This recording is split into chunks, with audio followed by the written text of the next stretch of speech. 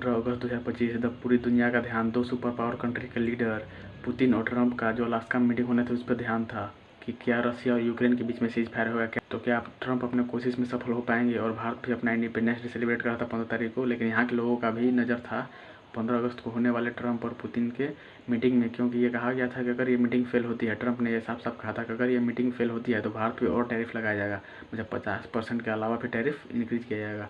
तो आपको बता दें कि मीटिंग हुआ और भाई पुतिन ने ब्लफ कर दिया ट्रंप के साथ। तो पुतिन भाई आते हैं अलास्का में, उनको रेड कारपेट पे वेलकम किया जाता है, F-22 और B-2 बम्बर से उनको सैल्यूट किया जाता है, स्वागत किया जाता है। मतलब अमेरिका अपना पावर दिखा रहा था, लेकिन भाई रसिया ने भी अपना चाल चल दिया था। वहाँ के जो विदेश मंत्री हैं लेवरोव, वो यूएसएसआर के टी शर्ट में आ गए थे वहाँ पे। और भाई आपको पता होगा कि जो अलास्का है वो यूएसएसआर का ही पार्ट था कभी 1860 में, फिर बाद में इसको अमेरिका द्वारा खरीद लिया गया था। तो भाई आप बात करते हैं मीटिंग के बारे में, तो भाई ट्रंप और पुतिन फिर आता है, भाई ट्रंप को आधा घंटा वेट कराते हैं पुतिन, उसके बाद फिर मीटिंग होती है दोनों के बीच में। और मीटिंग 3 घंटे चलती है, लेकिन कोई निष्कर्ष नहीं निकल रहा है। न ट्रंप सीज फायर करने में सफल हुए और न ही कोई नेगोशिएशन हुआ।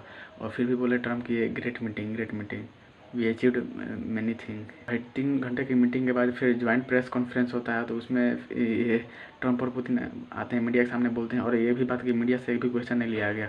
तो फिर ट्रंप बोलते हैं कि हम जल्द ही मिलने वाले हैं। तो पुतिन बोल देते हैं कि नेक्स्ट टाइम इन मॉस्को, मतलब रसिया के कैपिटल मॉस्को में।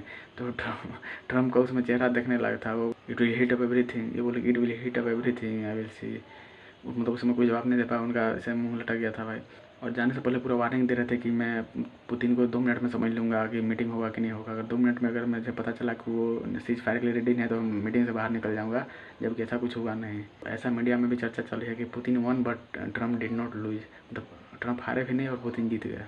तो भाई मीटिंग खत्म होने के बाद एक पत्रकार ने ट्रंप से पूछा कि तो ट्रंप में सीज फायर हुआ नहीं, अब क्या जो रसिया से तेल खरीद रहे हैं चाइना और इंडिया, उस पर क्या सैंक्शन लगाएंगे आप, सेकेंड सैंक्शन नहीं बढ़ाएंगे। और भाई ट्रंप यू टर्न ले लिए और भाई ट्रंप अपने लोगों से झूठ बोल दिए। ट्रंप ने मीडिया के सामने अपने लोगों से, पता नहीं उनके देश की जनता भाई क्या है, न्यूज़ देखती है कि नहीं देखती पता नहीं, वो बोले कि इंडिया रसिया से तेल खरीदना बंद कर दिया है, इसलिए अब इंडिया पे टैरिफ, सेकेंडरी टैरिफ नहीं लगाया जाएगा। ट्रंप देखे कितना यू टर्न ले लिए। तो भाई रियलिटी ये है कि इंडिया रसिया से तेल खरीदना और ज़्यादा बढ़ा दिया अपना। अब हर दिन 2 मिलियन बैरल, 20 लाख बैरल रसिया से तेल खरीद रहा है, जो कि 40% है इंडिया का। पहले 34% ही हम लेते थे, अब उसको और बढ़ा के 40% ले गए हैं। और ट्रंप साहब बोल रहे हैं कि वो रसिया जो है अपना एक पार्टनर लूज कर गया है, क्लाइंट रसिया का लूज हो गया है, इसलिए और उन पर सैंक्शन नहीं लगाएंगे, नहीं तो उनका देश में फिर बहुत दिक्कत होगा। ट्रंप का कोई भरोसा नहीं है। तो भाई बहुत समय के बाद 2018 के बाद इन दोनों नेताओं की मुलाकात हुई थी, अब तो आने वाला समय मुलाकात का भी कोई चांस नहीं लग रहा है। तो इसका मतलब ये है कि पुतिन यूक्रेन मैटर पे कोई नेगोशिएशन नहीं करना चाहते। हमको लगता है कि वो पूरा यूक्रेन को लेके ही मानेंगे।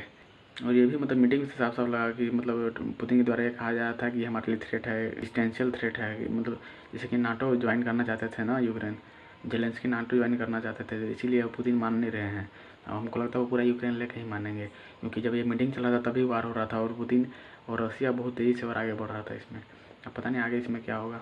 तो भाई पुतिन का वेलकम भी हुआ रेड कारपेट पे, मस्त मीटिंग भी हुआ। फिर जाकर के वहाँ पे जो लोग शहीद हुए थे ना सेकेंड वर्ल्ड वार में, उनको फिर जाकर के फ्लावर्स भी वो क्रीमेशन वहाँ पे रखे। तो भाई देखना होगा कि टैरिफ जो 27 अगस्त से भारत पे 50% जो लगने वाला था वो हटता है या कम करता है। बाकी आप इस सब डेवलपमेंट्स के बारे में क्या सोचते हैं, कमेंट करके जरूर बताएं।